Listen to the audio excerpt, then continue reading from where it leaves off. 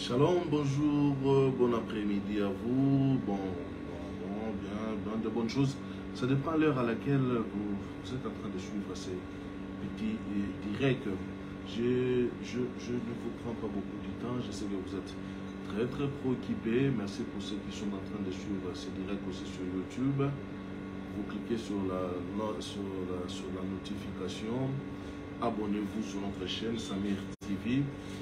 Et vous ne raterez pas des bonnes choses. Nous sommes là pour vous édifier. Nous sommes là pour vous parler de la part du Seigneur et vous enseigner des choses qui vont vous pousser, vous encourager, vous ouvrir, vous enlever les écailles des yeux. Je suis sur le psaume 91 que j'ai commencé, j'ai enseigné hier, le verset 5, sur la flèche qui vole de jour. Tu ne craindras ni la flèche qui vole de jour, parce que j'ai parlé sur le terrain de la nuit. Je pense que je vais faire une autre vidéo sur le terrain de la nuit parce que j'ai eu 2 ou 3 petites choses qui m'ont été inspirées sur que je n'avais pas touché dans la vidéo passée. Donc aujourd'hui, j'ai parlé hier sur les 7 types de flèches qui volent le jour dans la vie des gens. Et aujourd'hui, j'ai parlé de 3 ou 4 comme ça. Je voulais ajouter les 4 derniers qui restent.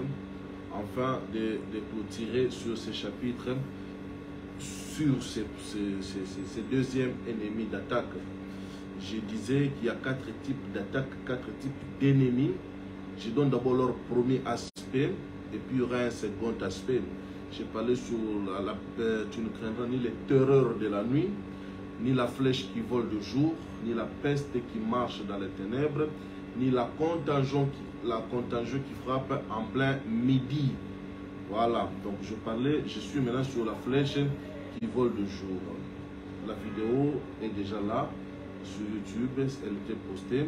Essayez de suivre et vous allez comprendre le fil d'idées. Je voulais parler sur la 5e catégorie ou 5e caractéristique, 5e type de flèches qui volent pendant le jour.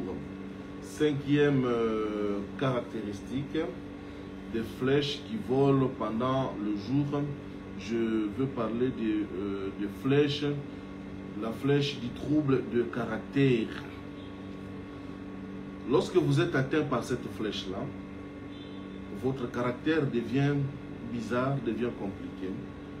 La flèche du trouble de caractère, c'est-à-dire qu'il y a des gens, des personnes dans la vie qui ont des comportements, des attitudes bizarres, qui ont une façon de réagir tout à fait bizarre.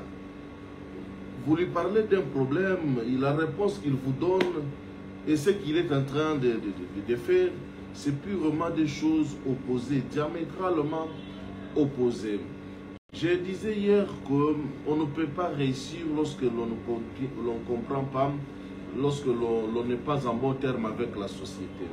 Personne au jour d'aujourd'hui ne peut réussir lorsqu'il est en marge de la société. Il se retire dans son coin, il s'assoit sans les amis, sans les autres, sans leurs relations et dire que je veux m'en sortir parce que je suis dans mon coin. C'est une erreur grave de croire que l'on peut s'en sortir aujourd'hui sans l'apport des autres. Effectivement, il y a des cas particuliers, mais nous voyons les grandes personnes qui ont réussi sur cette terre des hommes ont eu le concours et l'apport des autres dans leur vie. Et toute personne qui néglige l'apport de ses collaborateurs, l'apport de sa famille, l'apport de ses amis, l'apport de sa femme ou de son mari ou de ses enfants dans sa vie, cette personne est déjà vouée à l'échec. Effectivement, je dis aussi qu'il faudrait avoir un don de discernement pour comprendre les personnes qui nous entourent, quelle est leur importance et leur rôle dans notre vie. Je disais aussi hier que chaque personne dans votre vie est une flèche envoyée. Et j'ai expliqué aussi qu'il y a 2 catégories de flèches qui arrivent dans la vie des gens. Les flèches de Dieu et les flèches de Satan. Je reviendrai sur les flèches de Dieu. Je reviendrai aussi. Les hommes sont des flèches parce que nous les avons et nous les savons aussi. Maintenant, quand je parle des flèches du trouble des caractères, ce sont des flèches que Satan envoie dans la vie des gens qui commencent à perturber. Il y a des gens qui sont comme ça. Je ne suis pas de bonne humeur. Et il est quotidiennement dans cet état de choses où il n'a pas toujours la bonne humeur. Où il est grincheux. La personne est grincheuse, elle est acariâtre. À chaque jour, la personne devient morose, la personne ne communique aucune joie, la personne développe une tristesse inexplicable, la personne a des sentiments que vous avez du mal à vivre, des troubles de personnalité avec cette personne-là. Donc, vous ne comprenez pas qu'est-ce qui ne va pas avec cette personne. Il vous dit une chose le matin, le soir il est dans une autre chose, l'après-midi dans une autre chose. Bref, vous ne savez pas cerner votre personne, votre personnalité. Les autres ne parviennent pas à vous cerner et vous vivez, les gens vivent avec vous tout en sachant celui-là, on ne sait pas comment vivre avec lui. C'est une flèche que l'ennemi a lancée dans votre vie. C'est une flèche que Satan a déjà lancée dans votre vie pour faire de telle sorte que vous n'ayez pas de bonnes relations avec les gens, que vous soyez invivable. Lorsque vous répondez, à un moment donné, vous vous asseyez, vous posez des questions, mais comment est-ce que je puis répondre ainsi? Pourquoi est-ce que je puis donner cette réponse-là? Qu'est-ce qui s'est passé pour que j'en arrive là? Mais vous avez répondu. Il y a des gens, lorsqu'ils vous donnent des réponses, vous vous posez la question de savoir, mais mon Dieu, qu'est-ce que je fais? Qu'est-ce que je fais? Pourquoi je suis allé parler avec vous? Pourquoi je lui ai expliqué ma situation? Pourquoi je suis allé discuter avec elle? C'est tout simplement des flèches de l'ennemi qui sont déjà venues dans la vie d'une personne, installées dans la vie d'une personne, et la personne a un trouble de comportement, a un trouble de caractère, la personne se comporte extrêmement très mal. Aucune personne ne peut faire confiance à quelqu'un qui n'a pas un bon comportement. Aucune personne. Quelqu'un qui n'a pas de la crédibilité dans ce qu'il dit, la crédibilité dans ce qu'il fait. On ne peut pas faire confiance à quelqu'un qui est, comment dirais-je, instable. Quelqu'un qui est versatile. Quelqu'un, lorsque vous fouillez, c'est dire, vous trouvez qu'il n'y a pas de la constance dans ce qu'il est en train de dire. Il n'y a pas de, comment dirais-je, comment il n'y a pas une cohésion dans sa pensée, dans sa lecture, dans sa vision. Il y a des leaders comme ça.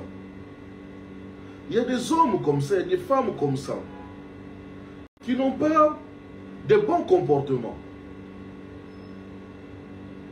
qui n'ont pas de bons caractères. Et au finish, ces personnes deviennent invivables. Vous ne savez pas comment vivre avec cette personne-là.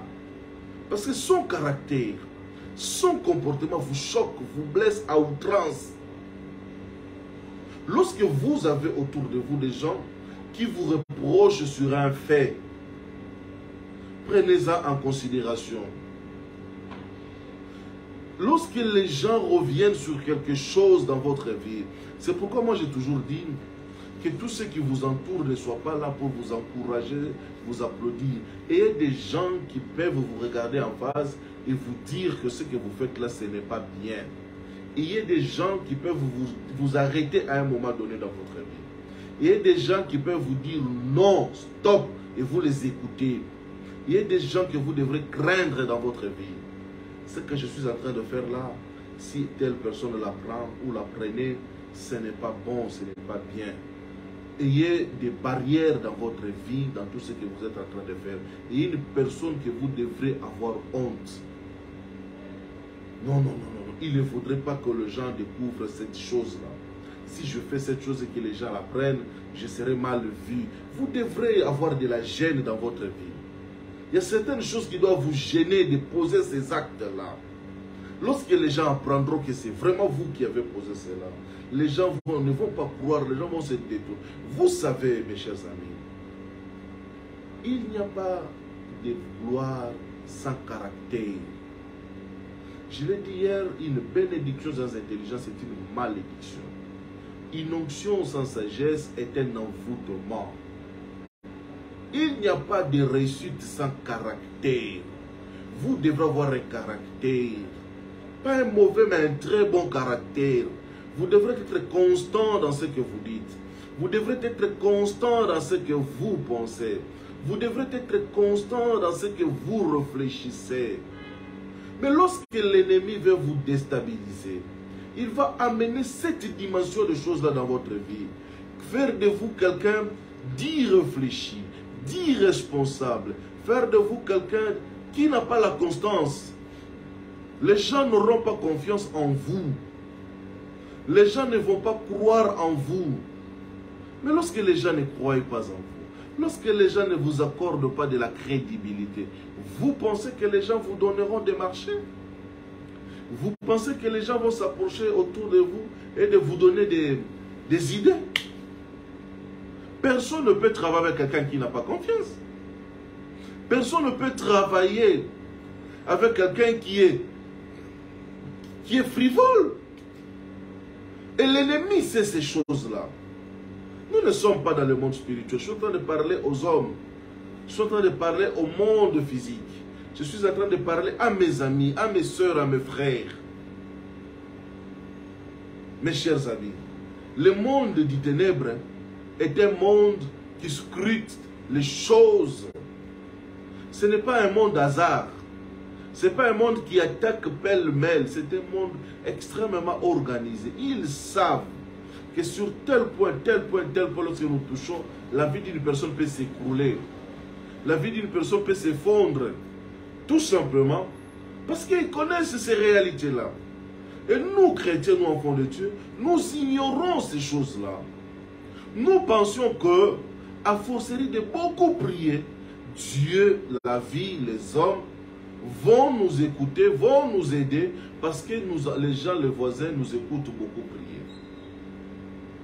Si la victoire dans la vie ne dépendait que de la quantité de mots que nous prononçons dans la présence de Dieu, soi-disant dans la présence de Dieu, je crois que beaucoup de personnes seraient déjà des anges. Mais on ne peut pas vivre une vie de prière sans avoir un bon comportement, sans avoir un bon caractère. Les gens doivent vous connaître, comprendre et savoir que vous êtes une personne qui a un bon caractère, qui a un bon comportement. L'ennemi, sachant que le comportement, le caractère, les habitudes d'une personne peuvent devenir nuisibles et nocifs, il va vous envoyer ces flèches-là en pleine journée. Vous pétez les câbles n'importe comment. Vous pétez les plombs n'importe comment. Et les gens le savent. Lui là, ah non, non. C'est terminé pour vous, mes chers amis. Lorsque vous n'avez pas un bon comportement, vous ne réussirez pas dans la vie. Lorsque vous êtes margoulin, vous ne réussirez pas dans la vie. Lorsque vous êtes menteur, escroc, voleur, vous ne réussirez pas dans la vie. Et la fin est toujours tragique. Ce sont des armes que l'ennemi utilise pour déstabiliser une vie. Nous sommes aujourd'hui en train d'enseigner à une génération qui doit avoir de l'équilibre. Une génération qui doit avoir la force de regarder les enfants en face et de laisser un héritage. Il nous a fallu à nous autres beaucoup du temps pour comprendre que le caractère est important dans la vie d'une personne. Il nous a fallu beaucoup de temps pour comprendre que nous devons avoir de la constance dans ce que nous disons. Nous ne devons pas être frivoles. C'est pourquoi ceux qui nous approchent ont toujours tendance à croire que nous sommes difficiles, nous avons un comportement compliqué. Non, nous avons seulement tissé autour de nous des haies de sécurité, des barrières de protection dans lesquelles je n'autorise pas n'importe qui à rentrer dans ma vie, à faire n'importe quoi. Je n'accepte pas n'importe quel genre d'amitié. Je n'accepte pas n'importe quel genre de personne dans ma vie, dans ma présence. Je préfère avoir peu d'amis en qui j'ai confiance, avec lequel nous travaillons dans la sincérité, l'honnêteté, la vérité, que d'avoir toute une foule d'amis dont je ne sais même pas comment les maîtriser, les gérer. Ceux qui nous connaissent savent que non, celui-là, il est comme ça, il est comme ça. Dans tel domaine, c'est comme ça, dans tel domaine, c'est comme ça. Lui, là, quand il te dit telle chose, cela veut dire ceci, cela veut dire cela. Bien aimé, il faudrait à un moment donné, vous vous réveillez le matin, vous avez votre planning de la journée. Laissez-moi parler un peu avec mon cœur de beaucoup d'erreurs que nous avons commises dans la vie. Quand je dis non, je prends le général. Je prends le constat de tout le monde. J'ai vu des gens, ils se réveillent avec un programme. Il sort pour telle destination. Il sort pour telle mission. Il arrive en cours de route. Il croise quelqu'un d'autre. Il tourne. Tout ce qu'il avait tracé comme projet, comme programme s'arrête et s'annule. il va faire un autre chemin. Je vois le cas du jeune prophète et du vieux prophète. Dieu lui dit, quand tu iras là-bas, tu feras ça, ça, ça, ça. C'est le planning. Dieu est un Dieu de planning. Dieu lui dit, tu feras ça, tu feras ça, tu feras ça, tu feras ça, tu feras ça. Tu ne retourneras pas par tel chemin, tu n'emprunteras pas telle autre route. Voilà ce que tu vas faire. Et il croise un vieux prophète qui lui détourne de ce dont Dieu lui avait parlé. Le comportement. Il écoute et il s'en va par un autre chemin. Combien de gens sont sortis avec une idée X et sont revenus avec une idée Y? La constance dans la pensée, la constance dans la réflexion, la ténacité dans la poursuite des objectifs. Ce sont ces choses-là qui manquent à beaucoup de chrétiens. C'est une aberration, une erreur grave et monumentale de croire que seule la prière suffit pour la vie d'une personne pour réussir. Dieu ne peut pas donner la gloire à une personne en qui il n'a pas formé au préalable un caractère qui va accompagner cette gloire. Parce que la gloire elle-même, elle est un piège. L'élévation en soi est une route béante pour la perte pour beaucoup. Voilà pourquoi lorsque Dieu doit élever une personne, lorsque Satan élève une personne, il va lui ôter ses caractères parce qu'il veut que la personne finisse par tomber, par échouer. Il te dit, bon voilà, écoutez, je vais te donner une porte-monnaie magique qui va commencer à produire de l'argent, qui va commencer à produire des millions. Et lorsqu'il te donne cette porte-monnaie magique, on te dit qu'il faut finir tout cet argent dans une journée. La personne va dans la folie, la personne va dans des bêtises, dans des sottises. C'est comme ça. Mais lorsque Dieu veut te bénir, il commence par former en toi un caractère qui va accompagner cette bénédiction-là. Parce que une bénédiction sans caractère est une mort et l'enfer assuré à la fois. Oui. Combien de jeunes ministres sont morts parce qu'il leur a manqué le caractère? Plein en onction. On leur donne une offrande qui dépasse leur tête et c'est fini, il est perdu pour toujours. Pourquoi le temps que le caractère... Écoutez, l'apôtre Paul dit quelque part jusqu'à ce que Christ soit formé en vous. Ça, c'est un enseignement aussi spirituel qu'on doit faire comprendre aux gens la gestation du Christ dans la vie d'une personne et le comportement d'enfanter Christ dans la vie d'une personne. Parce que supposons que vous voyez une femme grosse qui est enceinte, cette femme a des choses qu'elle peut ou ne peut pas faire à cause de l'enfant qui est dans son ventre. Vous savez, le chrétien, c'est quelqu'un qui doit avoir un comportement, qui doit avoir une attitude et qui doit avoir une forme de vie différente des autres. C'est indéniable ces choses-là, c'est inséparable. Peut-être Dieu tarde votre bénédiction parce qu'il trouve que le caractère que vous portez aujourd'hui, lorsque cette bénédiction arrivera vers vous, elle va vous détruire. Le bien détruit les gens. Le mal aussi détruit les gens. Mais c'est le caractère, c'est le comportement qui peuvent faire de telle sorte que si une gloire arrivait vers vous, que vous puissiez la maîtriser, la gérer. Ne vous fâchez pas lorsqu'on vous donne ce genre d'enseignement. Et j'insiste là-dessus. Ça fait des années que je suis en train d'insister sur le caractère et le comportement que doit avoir quelqu'un qui veut devenir grand. La vie de la discipline. Et lorsque l'ennemi vous envoie cette flèche en plein jour, je parle de la flèche qui vole en plein jour. Lorsque cette flèche de caractère qui vole en plein jour vous atteigne, vous frappe, c'est terminé. Vous n'allez plus avancer. Vous n'allez plus réussir.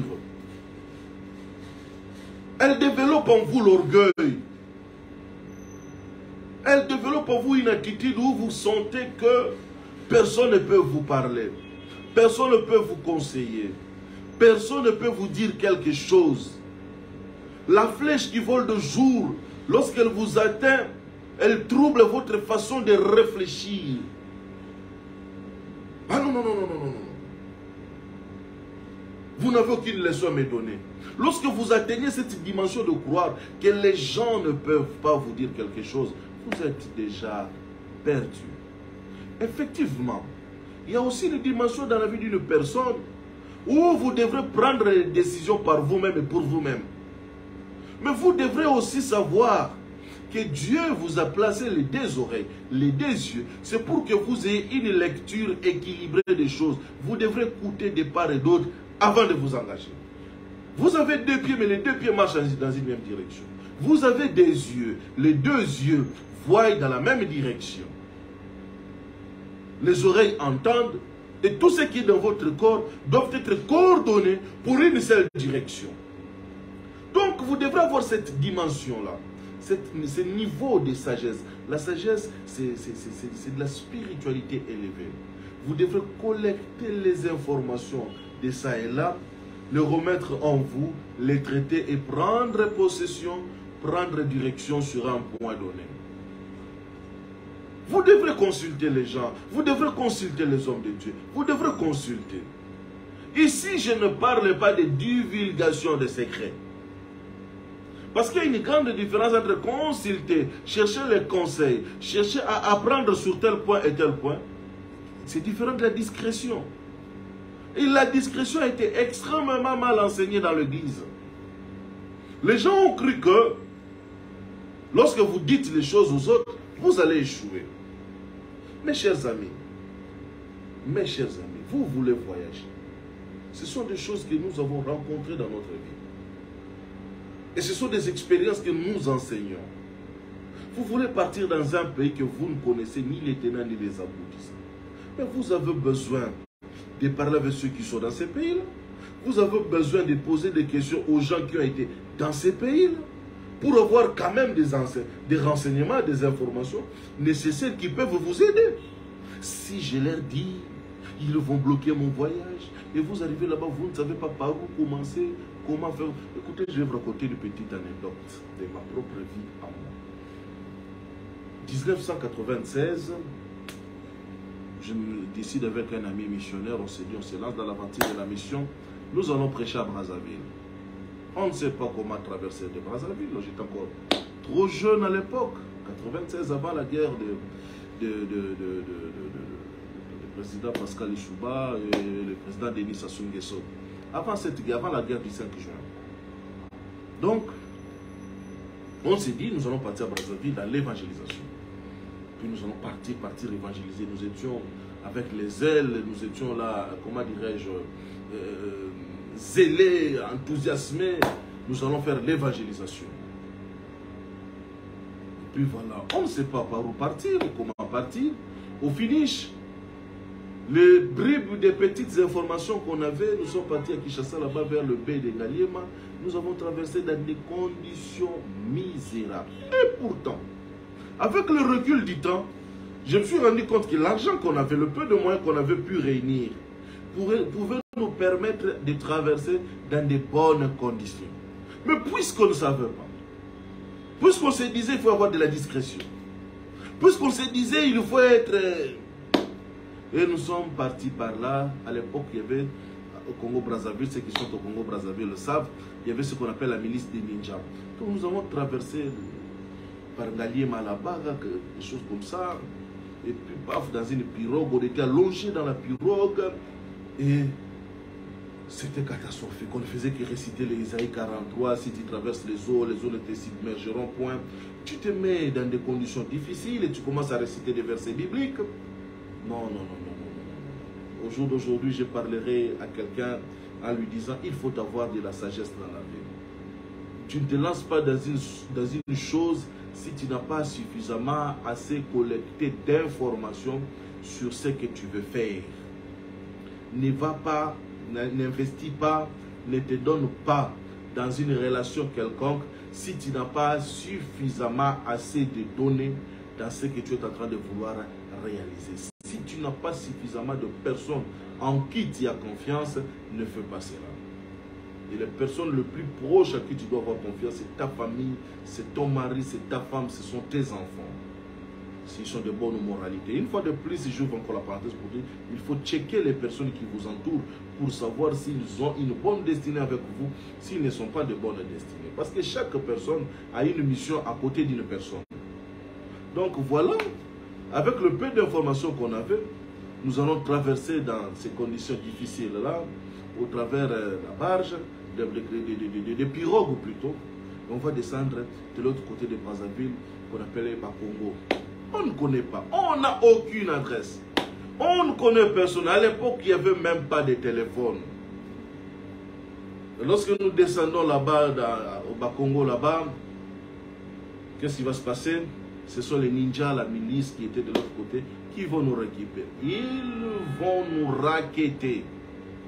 Et pourtant, si nous aurions pu emprunter le Bichimbobila, pour ceux qui connaissent, et arriver de l'autre côté, on n'aurait pas eu tous ces problèmes-là, puisqu'on n'avait pas d'informations.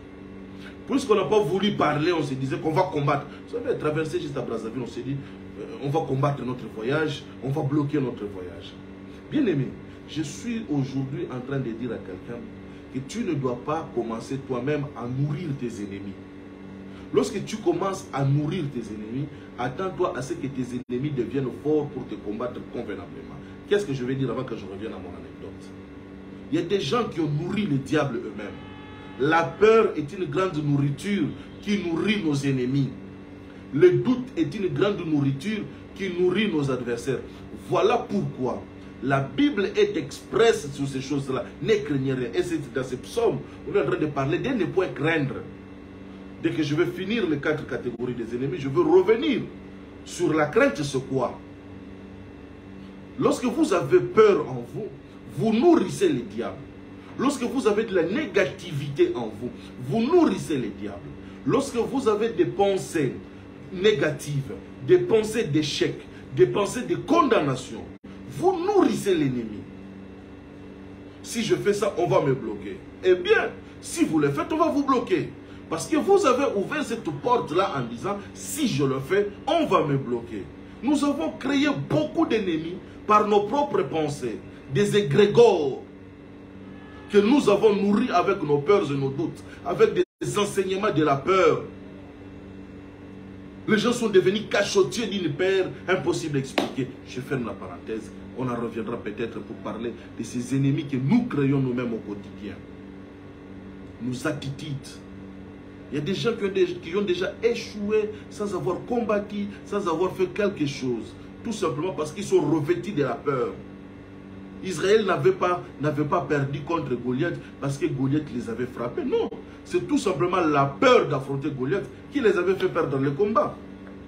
Il faut être courageux dans la vie. Donc, nous, le courage sans information, même David, lorsqu'il est arrivé sur le champ de bataille, il a commencé à chercher à tirer les informations sur les enroulés, sur les déroulés plutôt, les enjeux de ces combats contre Goliath.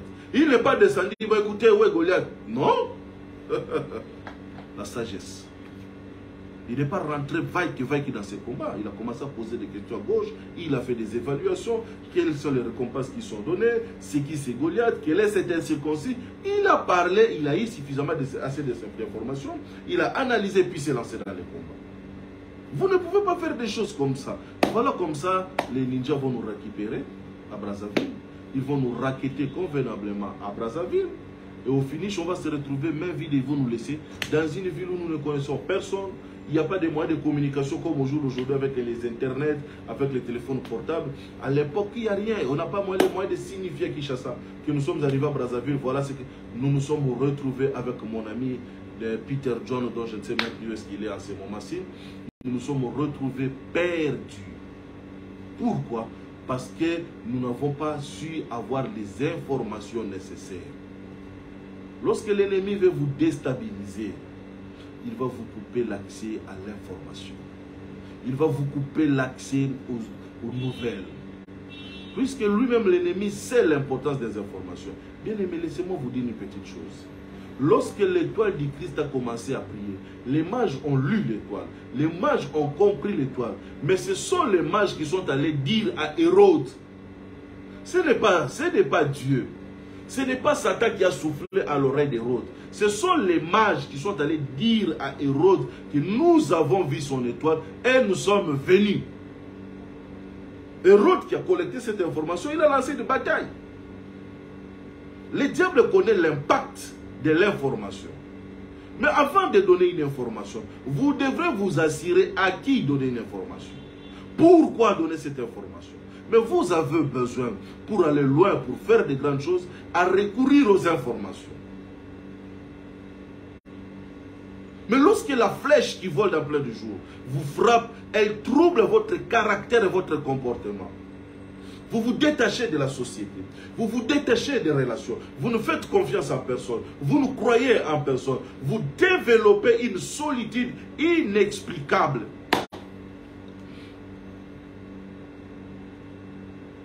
Et parfois, la dépression va s'en suivre. Les sauts d'humeur vont s'en suivre. Vous n'êtes pas relationnel. Vous n'entretenez pas de bonnes relations. Et au finish, vous êtes le perdant, la perdante dans cette histoire.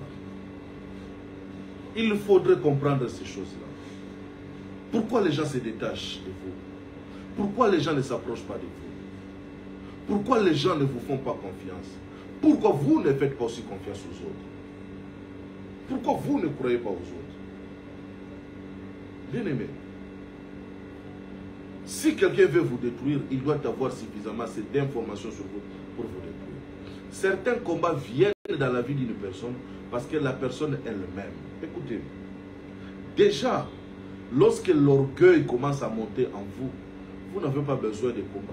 L'orgueil va vous détruire lui-même, l'orgueil. Il va vous ronger, il va ouvrir suffisamment assez de portes pour que vous soyez atteint. Vous pouvez être riche et être humble. Un riche humble et un riche orgueilleux, les gens vont souhaiter beaucoup du bien au riche humble. Ah, vraiment, lui là, il est humble. Les bonnes paroles qui sont prononcées au quotidien vont commencer à former tout un champ magnétique de sécurité autour de vous. Hein? Ah non, non, non, lui là vraiment, ah, papa, que Dieu vous bénisse. Lorsque vous descendez, vous arrivez quelque part, les actions, les actes que vous posez, à la fin, les gens ont toujours, papa, que Dieu vous bénisse. Mukalenga, Kubenisha, Mungu Kubariki, Zambe Sakumunenge. Donc, quand les gens prononcent ces paroles, parce que vous avez posé des bonnes choses, des bonnes actions, des bons actes, ces paroles vont devenir en quelque sorte aussi des barrières de protection contre vous. L'humilité ne veut pas dire, puisque j'ai 100 000 $, il faut d'aller quoi ngana likaya boudonk na balabala pour que badwa mona genaza nangote. Non. Il y a une grande différence dans ces choses-là. Mais lorsque l'ennemi veut vous atteindre, il vous frappe de cette flèche-là, la flèche du caractère. Les gens viennent chez vous, vous avez du mal à partager. Ne fût-ce qu'acheter une personne une bouteille de coca, de sucré. Ne fût-ce que de payer à quelqu'un le transport. Vous n'en avez pas, mais vous pouvez quand même raccompagner cette personne de votre parcelle vers l'extérieur. Les gens n'ont jamais mangé dans votre maison. Vous avez du mal à partager. Vous avez du mal à donner quelque chose à quelqu'un. Et les gens savent qu'avec vous, vraiment, ça ne vaut pas la peine, quoi. Mais quand il y a déjà cette pensée-là, c'est terminé. Vous êtes déjà atteint par cette flèche-là. Des mauvais caractères, des mauvais comportements, des mauvaises réponses, des mauvaises attitudes, d'instabilité psychologique, d'instabilité caractérielle. Lorsque vous rentrez, les gens savent déjà que vous n'allez rien apporter de bon, vous allez les démoraliser, les décourager. Votre présence absorbe toute la bonne humeur, la bonne ambiance, l'énergie positive qui est dans le cercle. Lorsque vous êtes là, vous absorbez ces choses-là. Parce que vous êtes tellement morose. Vous n'avez aucune joie. Les difficultés seront toujours là. Ça, c'est l'enseignement que je donne à mes amis de l'école. Venir en Christ ne veut pas dire absence de combats et de difficultés. Croire en Jésus-Christ ne veut pas dire que l'ennemi vous laisse tranquille. Par contre, cela veut dire que la fournaise sera chauffée 7 fois. Mais parmi les clés de la victoire dans le combat spirituel, l'attitude, le caractère, le comportement forment un bloc qui peut vous donner la victoire ou l'échec. Votre attitude face aux situations, votre façon d'appréhender les choses. Dans la douleur, j'ai parlé hier de la petite fille de Naaman, la petite fille qui était esclave dans son esclavagisme, dans son état de faiblesse, où elle devrait commencer à pleurer, à crier, à se lamenter au quotidien, cette petite fille a parlé de son prophète à son roi. Le prophète n'a rien fait pour la délivrer. Le prophète n'a rien fait pour qu'elle soit à portée de déportation. Mais elle avait cette attitude-là. C'est l'attitude qui va définir votre victoire. L'attitude peut définir si vous êtes quelqu'un qui va briller plus tard ou pas. Ça ne sert absolument à rien de se morfondre, de pleurer, de se lamenter, de poser. À un moment donné dans la vie, nous avons besoin sur une épaule sur laquelle nous pourrons nous reposer. Oui, oui, nous sommes des êtres humains. Nous avons aussi besoin de confidents.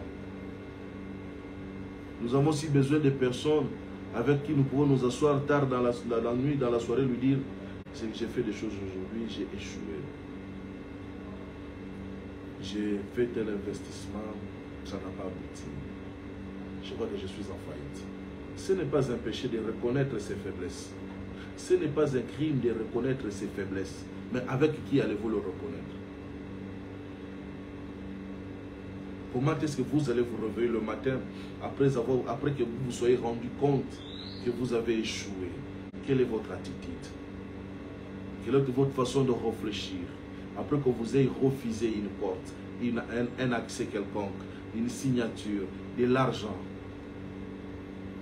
un vainqueur va se remettre, va se recharger de nouveau. Il va repartir, il va analyser sur tel point j'ai failli, sur telle chose j'avais raté, à cause, maintenant je reprends, je reprogramme les choses comme ça, comme ça, comme ça. L'attitude que vous adoptez face à une situation va déterminer si vous êtes un vainqueur ou vous êtes un perdant. N'ayez pas peur. N'ayez pas peur de dire que j'ai échoué. Mais recommencez. Repartez à nouveau. Repartez de nouveau. Reprendre encore le combat, le chemin de la bataille. Oui, la vie nous mettra à genoux, comme disait un sage. C'est à nous de décider si nous allons nous relever ou nous allons nous rallonger pour toujours. Et je suis parmi ceux qui acceptent de se relever. Autant de fois que la vie nous a mis à genoux, autant de fois que nous avons décidé de nous relever. Et parfois en prenant des décisions radicales, en éradiquant certains comportements, en éradiquant certaines choses dans nos vies, en éradiquant certaines personnes dans nos relations. Si ton bras devient une occasion de chute pour toi, coupe-le. Avant de le couper, il faut analyser. Avec un seul bras, manchot, qu'est-ce que je peux faire? Si j'ai coupé ces bras-là, si j'ai coupé cette relation, si j'ai coupé telle chose, vous devrez apprendre. Oh, je m'arrête sur cette 5e flèche, la flèche des caractères pour vous dire, analysez votre comportement. Analysez votre relation avec les autres. Analysez la relation envers vous-même. Il y a des gens, il est en guerre contre lui-même. Il n'est pas content de sa tête, il n'est pas content de ses yeux, il n'est pas content. Moi, j'ai des gros yeux. J'ai des gros yeux. Vous voulez que j'en fasse quoi? Une chirurgie esthétique? Non. Je suis comme ça. J'ai même tel que je suis. Le problème n'est pas ça, parce qu'à un bon moment, je vais vieillir. Je n'avais pas ces visages quand j'étais enfant. J'avais des longs. Au jour d'aujourd'hui, je ne pousse presque plus. Le problème en réalité dans l'homme, ce n'est pas ça, c'est ce qui est à l'intérieur. Travaillez la personne qui est dans votre intérieur. Communiquez la joie à ceux qui vous entourent. Donnez de la gaieté, même si nous sommes... C'est pourquoi les gens parfois ne comprennent pas les serviteurs de Dieu. Je vis dans les milliers de serviteurs. Vous voyez un homme de Dieu dans des difficultés énormes. Il est peut-être malade, mais on l'appelle pour qu'il prie pour quelqu'un qui est malade. Il doit s'oublier soi-même et il doit prier pour la personne. Il n'a pas mangé, mais quelqu'un l'appelle pour dire, papa, je n'ai pas mangé. Combien de fois nous avons vu des gens laisser leur propre nourriture pour que les autres mangent? La vie, c'est ça, le bien-être universel, c'est vivre pour les autres. Que Dieu bénisse le frère qui a chanté cette chanson que j'ai toujours aimée. Le caractère, le comportement, votre façon d'être peut définir l'échec ou la victoire dans votre vie. Merci, que Dieu vous bénisse. Nous continuerons encore dans les jours à venir la prochaine vidéo sur la flèche qui vole le jour. Je suis dans le premier aspect. Et puis je serai dans le second aspect de ces flèches-là. Et puis je parlerai sur comment les combattre. On dit, tu ne craindras pas. Oui, mais si elle est déjà lancée, si elle vous a déjà atteint, quels sont le mécanisme de survie et de secours? Que Dieu vous bénisse. Nous sommes sur Samir TV, S-A-M-M-Y-R-E, Samir TV, TV, YouTube. Vous vous abonnez, vous cliquez sur la note de notification. Comme ça, dès qu'il y a des nouvelles vidéos, vous pouvez suivre. Que Dieu vous bénisse, que la grâce de Dieu soit avec vous, que la paix du Christ soit sur vous, que cette nouvelle semaine qui vient de commencer ramène des bonnes choses dans votre vie, la victoire, la réussite, l'avancement, le progrès. Que la grâce de l'Éternel vous accompagne dans tout ce que vous allez faire. Ayez l'habitude de vous analyser, de faire l'autocritique. Critiquez-vous vous-même, ne critiquez pas les autres. N'analysez pas les autres, analysez-vous vous-même. Faites-vous l'autocritique, l'auto-évaluation. Qu'est-ce qui n'est pas bien dans vous? Qu'est-ce que vous sentez que ce n'est pas meilleur? Et améliorez votre propre vie. Que Dieu soit avec vous, que Dieu vous comble de ses bénédictions. Soyez bénis au nom de Jésus-Christ. Amen, amen, amen.